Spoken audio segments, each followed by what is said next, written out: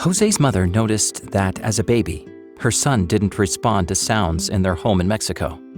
She would call his name, and he wouldn't notice. When Jose was about 2 years old, his mother sought help.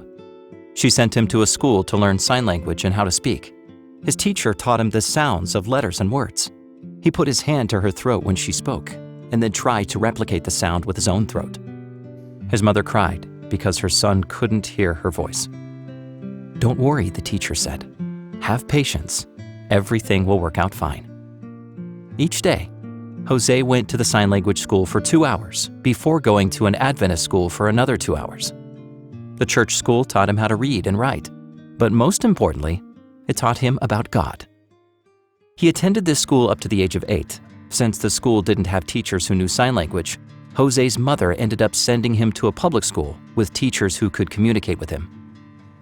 The first time that Jose met other Adventists with hearing impairments was at a church-organized conference at Linda Vista Adventist University. It was wonderful to mingle with other Adventist young people with the same needs.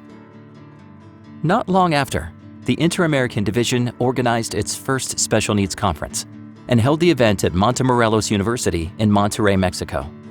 At the conference, a desire grew in Jose to serve God as a pastor.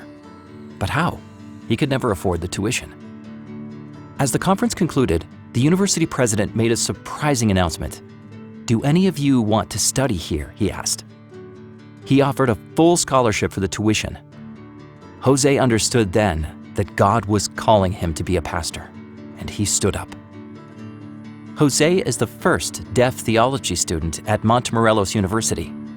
It's difficult because almost no one else knows sign language.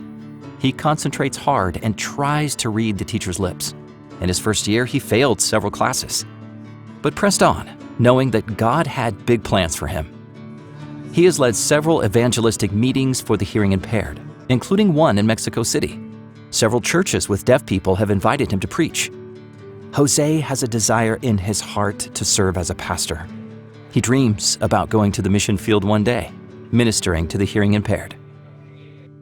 Please pray for the students like Jose who are willing to do big things for the Lord. Thank you for supporting Mission.